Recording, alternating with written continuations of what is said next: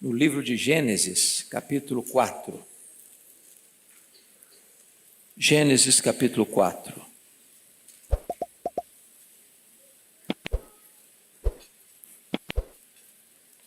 Vamos ler até o verso 16. 1 a 16. Está escrito: coabitou o homem com Eva, sua mulher. Esta concebeu e deu à luz a Caim. Então disse: adquiri um varão com auxílio do Senhor. Depois deu à luz a Abel, seu irmão. Abel foi pastor de ovelhas e Caim lavrador. Aconteceu que no fim de uns tempos trouxe Caim do fruto da terra uma oferta ao Senhor. Abel, por sua vez, trouxe das primícias do seu rebanho e da gordura deste. Agradou-se o Senhor de Abel e de sua oferta, ao passo que de Caim e de sua oferta não se agradou. Irou-se, pois, sobremaneira Caim e descaiu-lhe o semblante. Então lhe disse o Senhor: por que andas irado? E por que descaiu o teu semblante? Se procederes bem, não é certo que serás aceito? Todavia, se todavia procederes mal, eis que o pecado jaz à porta. O seu desejo será contra ti, mas a ti cumpre dominá-lo.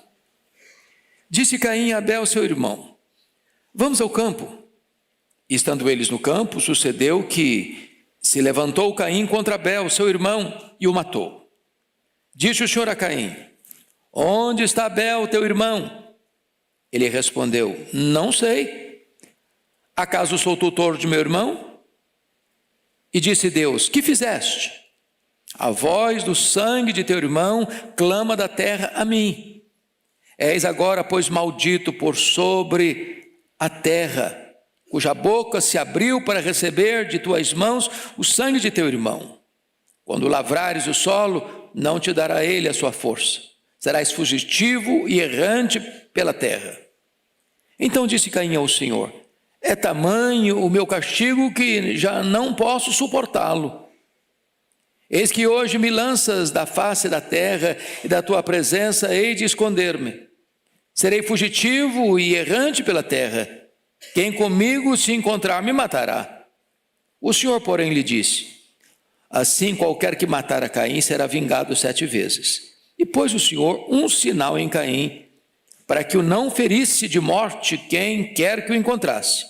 Retirou-se Caim da presença do Senhor e habitou na terra de Nod, ao oriente do Éden. Eu quero conversar com vocês, meus irmãos, nesta noite sobre o tema cuidado. Cuidado com seus sentimentos.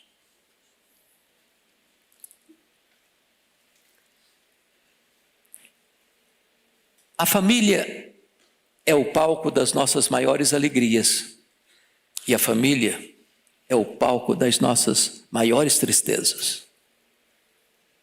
É o cenário das nossas festas mais robustas e também o território dos nossos dramas mais pesados. O nosso problema não é o outro. O nosso problema não está fora de nós. O nosso problema somos nós mesmos. E o nosso maior inimigo é aquele que nós vemos diante do espelho. No capítulo 3, Eva caiu e foi vencida pelo diabo. No capítulo 4, Caim é vencido pela carne. No capítulo 3, Eva é seduzida a pecar.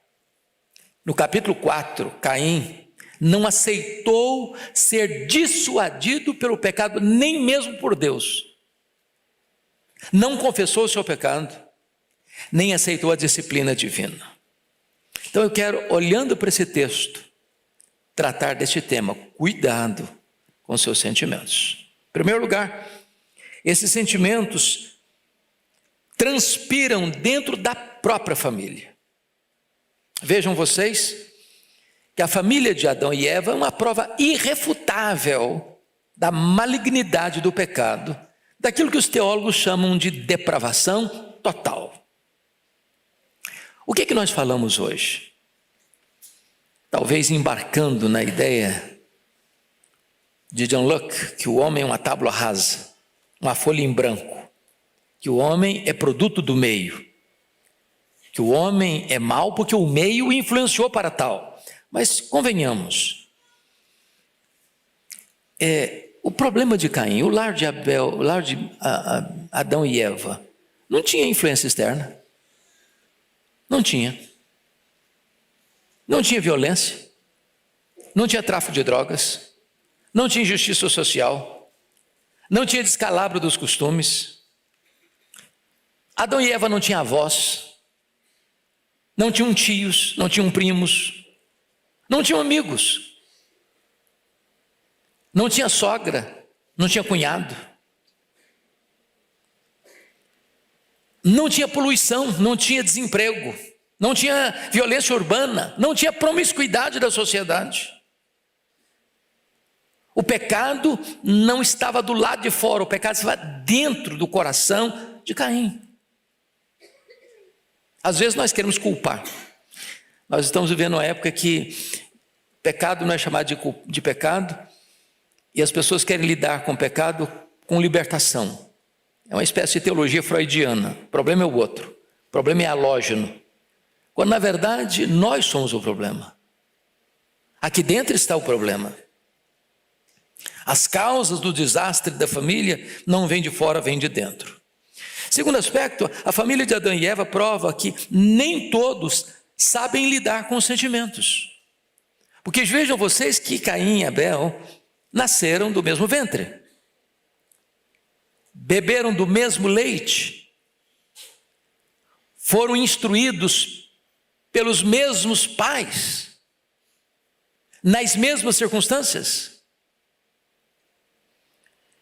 Caim e Abel sugaram as mesmas verdades, receberam a mesma carga genética, ouviram os mesmos ensinamentos,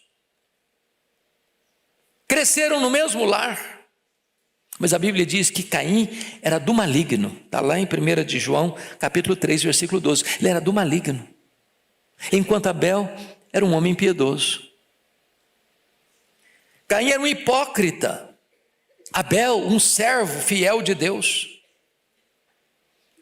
Abel amava a Deus de verdade. Caim amava a si mesmo. Abel procurava agradar a Deus, enquanto Caim procurava agradar os seus caprichos.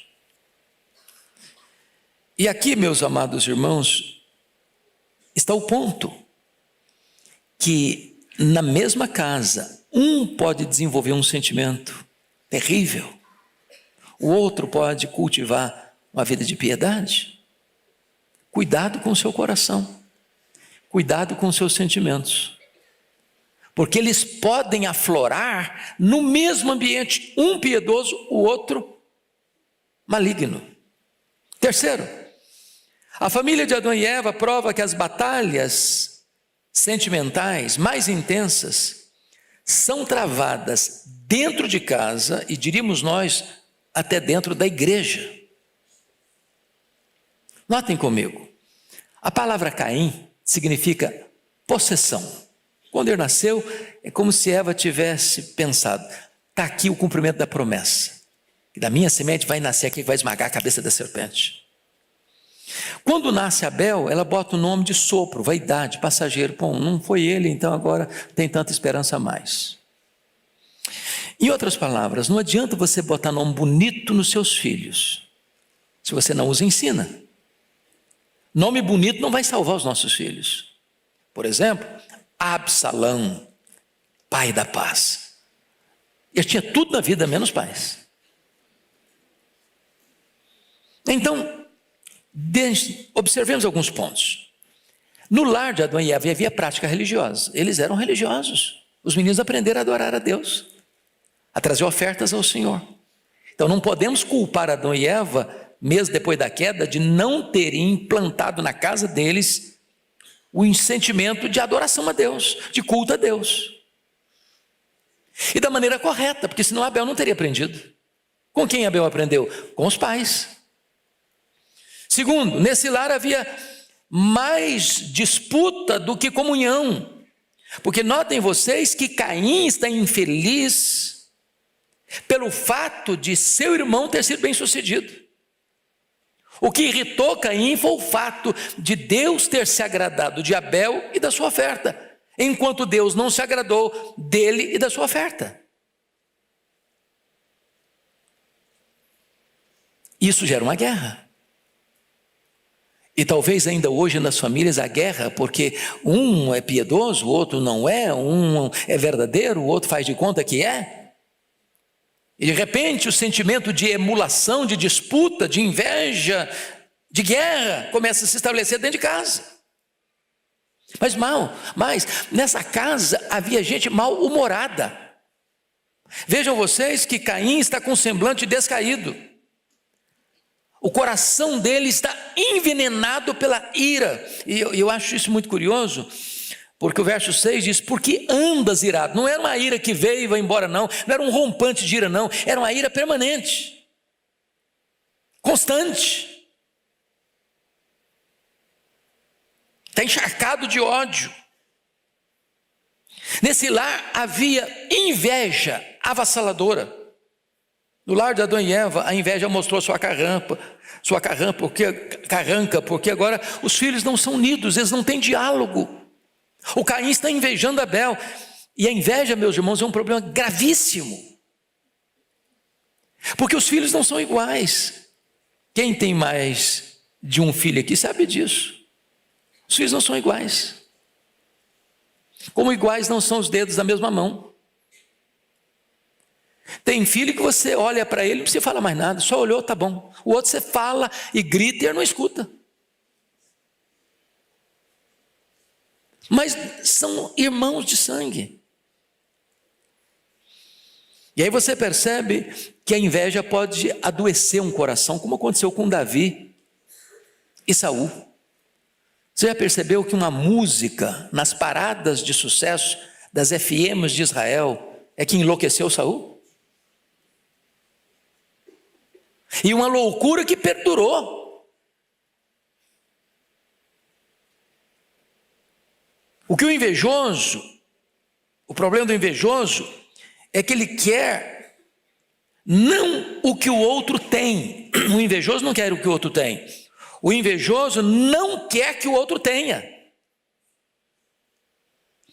O invejoso, ele não apenas cobiça o que é do outro, ele deseja destruir o outro.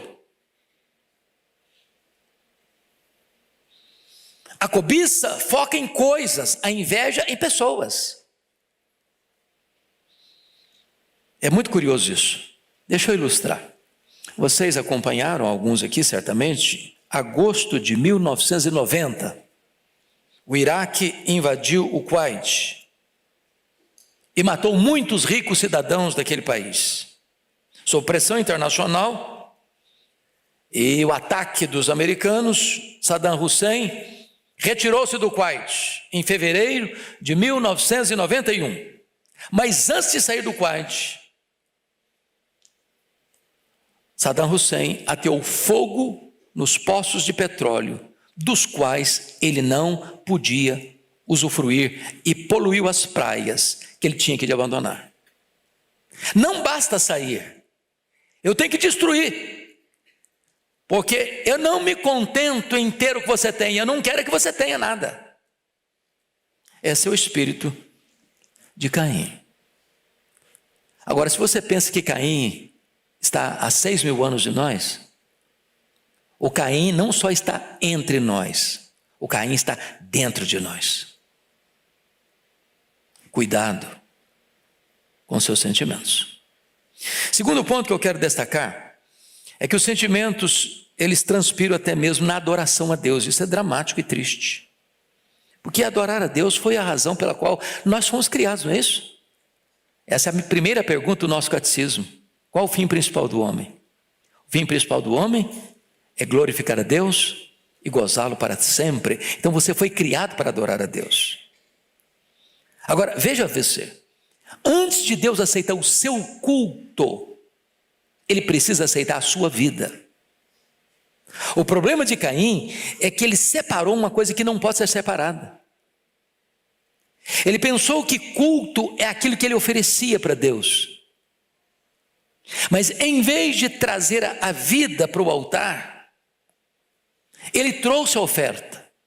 E como a vida não estava certa, Deus rejeitou a oferta. Porque a Escritura diz com toda a total clareza, olha comigo por gentileza, versículo de número 4. Abel, por sua vez, trouxe das primícias do seu rebanho e da gordura deste, agradou-se o Senhor de Abel e da sua oferta. Não diz que Deus se agradou da oferta e de Abel, Deus se agradou de Abel e da oferta. Porque a vida precede a oferta, a vida é a base da oferta, a vida referenda a oferta, a vida é o avalista da oferta. Agora notem, na mesma toada, o texto vai nos dizer no versículo 5, ao passo que de Caim e de sua oferta não se agradou. Por que Deus não agradou da oferta? Em primeiro lugar, porque Deus não agradou do ofertante. Em outras palavras, Deus está mais interessado em quem nós somos do que no que nós fazemos.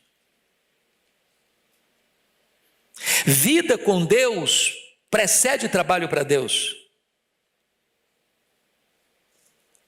A oferta que Deus agrada é a nossa própria vida. Por isso Paulo, escrevendo aos Romanos, disse, não vos conformeis com este século, mas transformai-vos pela renovação da vossa mente. E ele mostra a necessidade de você oferecer o seu corpo como sacrifício vivo, santo e agradável a Deus. Agora, por que Deus não aceitou Caim? E consequentemente não aceitou sua oferta? A Bíblia responde, primeiro, 1 João 3,12, ele era do maligno. Quem comandava a vida dele não era Deus, era o maligno. Segundo, versículo 5, ele era mal-humorado, semblantes caiu. Terceiro, ele era um homem irado, não de acessos de raiva, não, ele permanentemente estava irado, ele andava irado. Quarto, versículo 5, ele era invejoso. Ele não suportou que o irmão foi aceito e ele não. Quinto, ele estava com um mau procedimento. Verso 7 diz assim, se procederes bem. Se Deus disse se procederes bem, é porque ele estava procedendo mal. Procedendo mal. Mau procedimento. Sexto, ele estava com o coração endurecido. Porque o versículo 7 e 8 deixa isso claro. Não é certo que serás aceito se procederes bem, se todavia procederes mal. Eis que o pecado jaz à porta, o seu desejo será contra ti, mas a ti cumpre dominá-lo. Depois de exortado por Deus, ele finge, bota uma boa máscara de amizade e vai lá e chama seu irmão. Vamos ao campo? Como se fosse um amigo, um parceiro, um companheiro. E lá no campo ele mata o irmão. Coração endurecido. Por isso Deus não aceita a sua vida. Consequentemente, Deus não aceita a sua oferta. Ao passo que a oferta de Abel é de um homem temente a Deus, porque agora não é apenas sentimento de Abel, o conteúdo do culto de Abel é bíblico. Abel tinha entendido, e talvez os pais já tinham falado para ele, que lá no jardim do Éden, Deus sacrificou um animal para fazer peles, o derramamento de sangue para cobrir o pecado. Não há remissão de pecados sem derramamento de sangue. E Abel traz o quê? Traz um cordeiro, a gordura dele, traz primícias, derramamento de sangue, a oferta que Deus quer. Então aqui tem duas religiões, a religião estabelecida por Deus e a religião humanista, das obras, do que eu faço de melhor.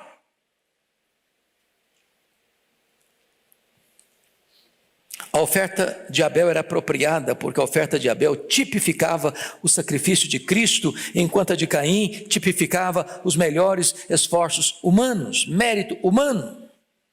E a Bíblia diz que o culto tem que ter duas características. Ele tem que ser em espírito, ele tem que ser em verdade. Em outras palavras, ele tem que ser sincero e ele tem que ser bíblico. O culto é bíblico ou é anátema. Mas mais do que isso, a Bíblia diz em Hebreus capítulo 11, versículo 4, pela fé Abel ofereceu a Deus mais excelente sacrifício do que Caim. Em outras palavras, Abel ofereceu a oferta certa, com a motivação certa, da maneira certa, ele ofereceu pela fé e com fé. A religião do Abel é a religião verdadeira, estabelecida por Deus. O culto que ele prestou é o culto prescrito por Deus. Nós não temos o direito de cultuar a Deus do nosso jeito, da nossa maneira, com as nossas inovações. Deus requer ser adorado do jeito que Ele mesmo estabeleceu em sua palavra que deva ser adorado. Mas Caim nada fez disso. A religião dele é a religião da perseguição e do ódio. Vamos ao terceiro ponto da mensagem. Cuidado com seus sentimentos, porque eles se agravam e muito quando você despreza as advertências de Deus. Irmãos, convenhamos, se existe um povo que conhece as advertências de Deus, somos nós. Temos a Bíblia, temos acesso às informações bíblicas. Se você é um assíduo frequentador dessa igreja, essa igreja tem 5 atividades de ensino da Bíblia todo domingo. Como o pastor Erival diz, é quase um posto de Ipiranga, todo dia está aberto, todo dia tem atividade. Então ninguém pode alegar, eu não sabia, que pena, eu não sabia. Somos advertidos, somos instruídos. Mas vejamos, Caim é chamado ao arrependimento, mas ele endurece o coração. Leia comigo mais uma vez, versículos 6 e 7. Toda a igreja em voz alta, por favor, 6 e 7, vamos juntos. Então lhe disse o Senhor: por que andas irado? E por que descaiu o teu semblante? Se procederes bem, não é certo que serás aceito? Se todavia procederes mal, eis que o pecado jaz à porta. O seu desejo será contra ti, mas a ti cumpre dominá-lo. Então veja bem que Deus está apelando para ele no campo da razão. Ô Caim, você não está procedendo bem? Ô Caim, muda a sua vida. Muda, Caim. Se você proceder bem, se você me obedecer, se você fizer do jeito que eu quero, se a sua vida for corrigida, se a sua oferta for corrigida, você vai ser aceito também, Caim. Eu quero aceitar você, mas tem que ser do meu jeito, Caim. Ele foi exortado, Deus avisou, Deus advertiu, e Deus adverte a você e a mim também. Deus coloca outdoors, Deus coloca placas, Deus coloca placas de neon, para a gente olhar, observar, olha, não é desse jeito, não é dessa maneira, não é por esse caminho, não é dessa forma. Meu filho, corrija a sua vida, corrija a sua rota, corrija a sua conduta, cuidado. Faça o que é certo, fuja, meu filho, fuja do pecado. O pecado é uma serpente que está de bote armado para te pegar. Convenhamos, nós somos fracos, muito fracos. Mas o Senhor disse para ele: olha, meu filho, você fique esperto, porque o pecado jaz à porta, está aí de bote armado. E você sabe qual o pecado que anda de bote armado para te pegar? Você sabe.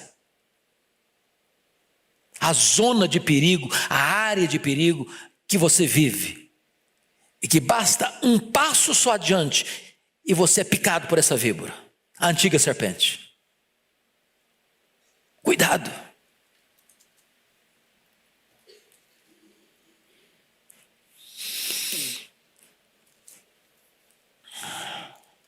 Mas o Caim não quis escutar as advertências de Deus, ao contrário, ele consumou o pecado de ira constante que estava no seu coração, de ciúme e de inveja que estava dominando a sua alma. Caim, em vez de voltar-se para Deus, ele fugiu de Deus. E ao fugir de Deus, ele usou máscaras para esconder e ao mesmo tempo consumar o seu pecado. Primeiramente, a máscara da mentira, da traição e da hipocrisia. Leia o verso 8 comigo, toda a igreja, por gentileza.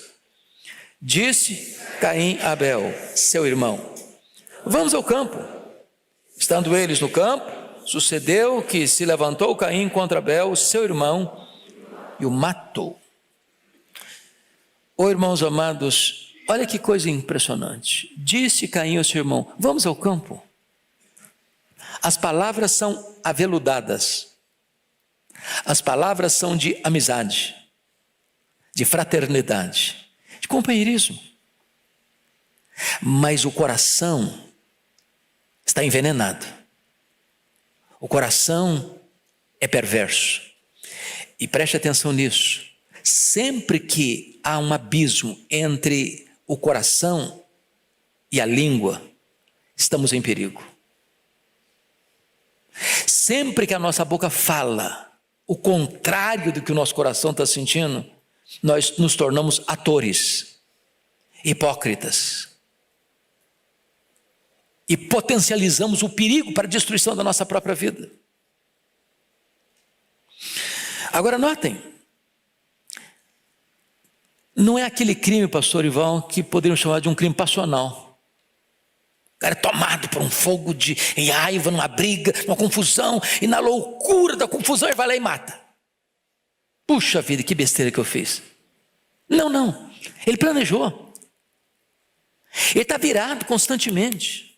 Ele foi advertido: não faça, meu filho, fuja do pecado, meu filho, fuja do pecado. E ele está lá cozinhando aquele negócio. Ele maquinou, ele planejou, ele arquitetou, ele pensou, ele refletiu e ele consumou o seu pecado. Não porque Abel era mau, mas porque Abel era bom. Não porque Abel era ameaça para ele, porque Abel era um exemplo para ele. A luz de Abel cegou Caim. E aí vem a máscara da violência. Por quê? Porque o Caim mata o Abel sem a mínima chance de Abel se defender. Ele foi desarmado, ele foi com o espírito alegre, ele foi um convite de um irmão. Ele não está prevenido, ele não está preocupado, ele não está pensando em se proteger. Ele vai, como um cordeiro vai para o matadouro. E lá Caim consuma o ódio e mata o seu irmão. Vou lhe dizer uma frase, por favor, preste atenção. Quem guarda ira no coração, abriga o diabo no peito. Vou repetir. Quem guarda ira no coração, guarda o diabo no peito. Foi isso que aconteceu com Caim. Mas notem, é uma máscara de crueldade, porque ele não está matando o inimigo, ele está matando o seu irmão. Ele não tem 10 irmãos e mata um não, ele só tem um irmão e mata esse irmão. E agora, depois que consuma o crime, ele bota uma outra máscara, a máscara da dissimulação. Eu fico pensando, a Bíblia não registra isso, viu, presbítero? Mas, pastor Ival, pense comigo, como é que o Adão e Eva devem ter reagido a essa situação? O Abel, não estou vendo o Abel, essa semana não viu o Abel. Cadê o Abel, gente? Será que está trabalhando muito, coitado? Deve estar cuidando das ovelhas. Cadê o Abel? Talvez até Adão e Eva perguntou: ô Caim, você viu o seu irmão? Vi não, estou sabendo não, sei não. Mas aí o próprio Deus o confronta: ô Caim, onde está o teu irmão Abel? E ele petulantemente responde para Deus de uma maneira tão hipócrita. E responde assim: não sei. Olha o mentiroso aí. E responde mais: acaso sou eu tutor de meu irmão? Sou porventura responsável pelo meu irmão? sou tomador de conta dele.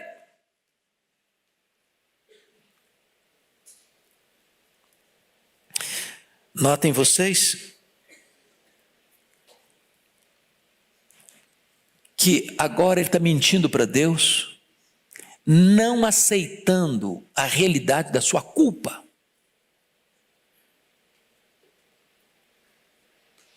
Agora, eu pergunto a vocês, tem como a gente dar desculpa para Deus? Sei não, sabe sim, senhor. Só porventura tutor do irmão, você não é só tutor não, você é assassino do seu irmão. E tem mais, o sangue do seu irmão está clamando.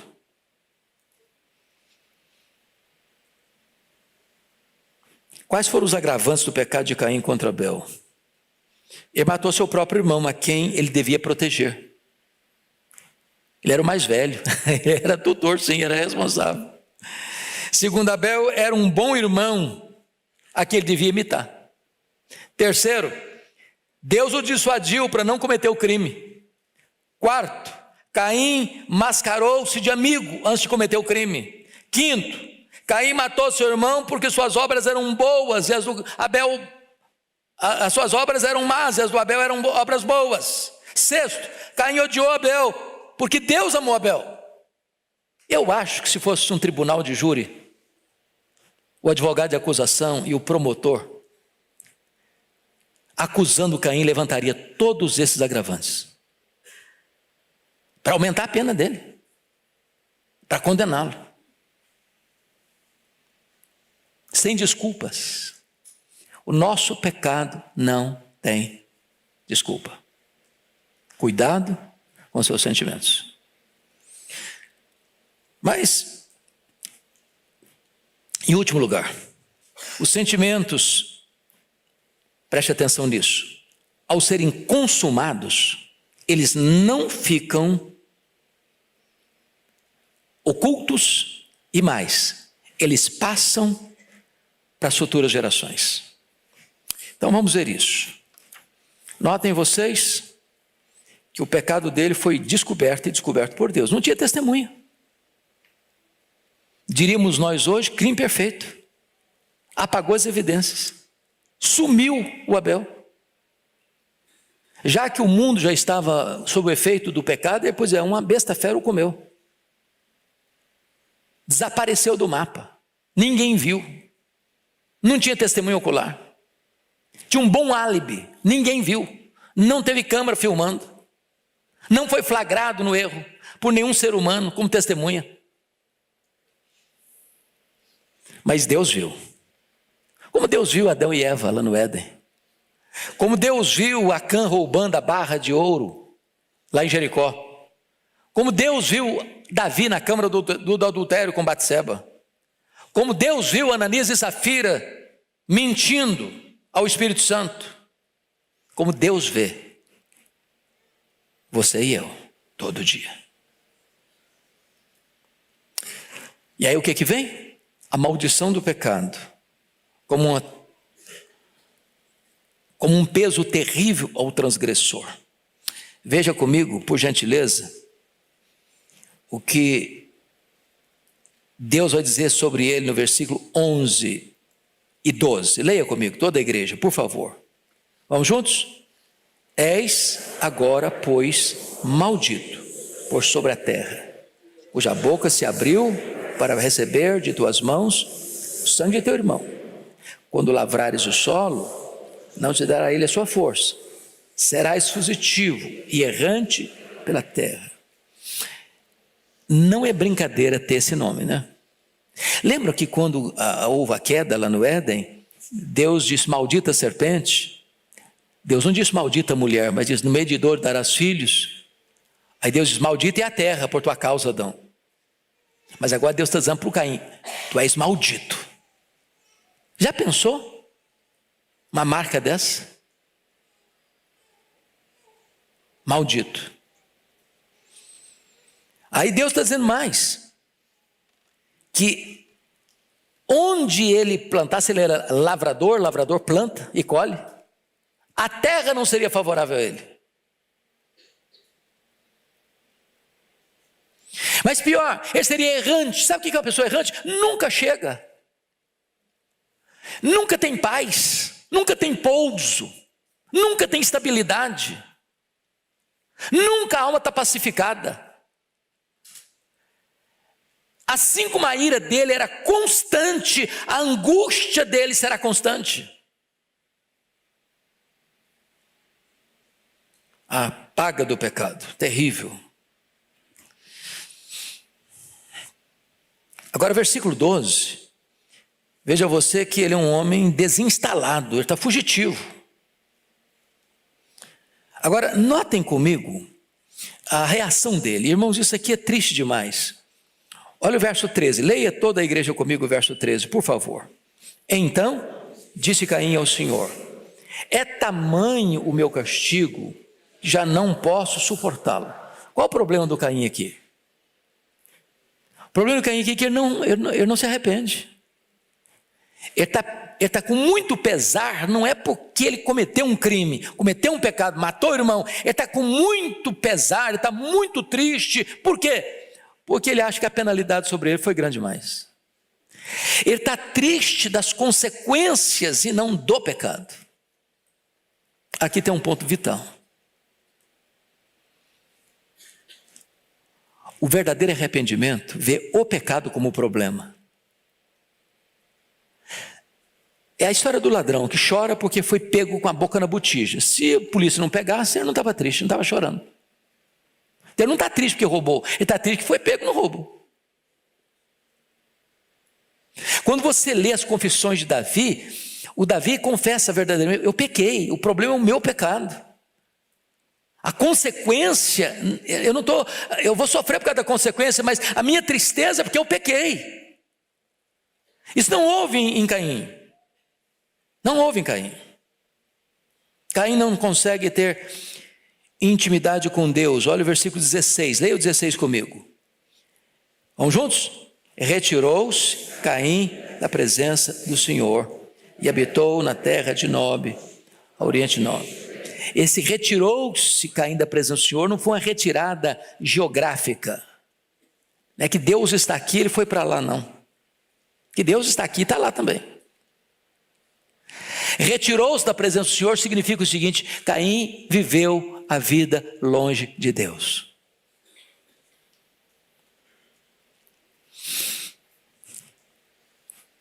Meus irmãos, a situação se agrava um pouco mais agora, porque você vai perceber o verso 23. Agora nós vamos ler o verso 23, porque nós estamos falando da quarta geração, da descendência de Caim. Vamos ver como é que tem a influência na família. O pecado não tratado, o pecado não arrependido, o pecado não confessado, o pecado não abandonado pode reverberar para dentro da nossa casa, para dentro da nossa família e trazer muitos estragos em outras gerações. Então, leia comigo o verso 23, por gentileza, toda a igreja. E disse Lameque às suas esposas, Ada e Zilá: ouvi-me, vós mulheres de Lameque, escutai o que passa a dizer-vos. Matei um homem porque ele me feriu, e um rapaz porque me pisou. Só até aqui. Agora preste atenção. Descendente de Caim começa com a bigamia, e daí vai desembocar em poligamia, e vocês conhecem a história dos desastres que é o abandono do princípio de Deus da monogamia para bigamia e poligamia. Segundo, Lameque vai se tornar um homem tão violento quanto Caim. Matei um homem porque me feriu. Comigo, se me ferir, vou pagar na mesma moeda. Um rapaz porque me pisou. Ou seja, o camarada não mata um só não, mata outro. O assassinato vai se tornar uma coisa comum dentro da família de Caim.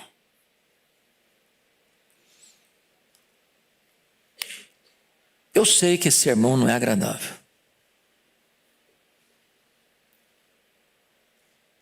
E eu nem quero receber um tapinha nas costas no final do culto. Tem hora que o remédio é amargo mesmo, não tem jeito. Porque se você pensa que o problema é o Caim, o problema é o Caim que você vê quando você se olha no espelho. Caim escutou as verdades que Abel escutou. Caim foi prestar culto a Deus. Caim ouviu a palavra de Deus. Caim escutou as advertências de Deus. Mas Caim não se arrependeu. Agora, você e eu, hoje, temos a oportunidade de ouvir e de nos arrependermos. Deus está interessado em que a gente ouça e se arrependa. Se procederes bem, não é certo que eu vou aceitar você, Caim. Se você proceder bem, não é certo que você tenha o seu culto, Caim. Eu quero, Caim, mas você precisa me ouvir. Você precisa se arrepender. Você precisa tomar um novo rumo na sua vida. Só a partir de 7 é que se começou a invocar o nome do Senhor. Versículo 26. A 7 nasceu-lhe também um filho, ao qual lhe pôs o nome de Enos. Daí se começou a invocar o nome do Senhor. Então, pergunta para você e para o meu coração: como será a nossa descendência? Como serão os nossos filhos, os nossos netos, os nossos bisnetos, os nossos tetranetos? Como serão? Se depender de quem somos hoje, como eles serão? Meu desejo é que a gente possa ser dessa descendência, descendente de 7. Gente que vai andar com Deus. Gente que vai ser uma bênção na história. Gente que vai escrevendo a história da redenção. Gente que por onde passa vai aspergindo o perfume de Cristo. Por onde passa vai espargindo a luz de Cristo. Por onde passa vai aspergindo e espalhando a bênção do Evangelho de Cristo. A transformação da glória de Deus na nossa vida e na nossa descendência. Mas o alerta está feito. Cuidado com seus sentimentos. Curva sua fronte. Vamos orar.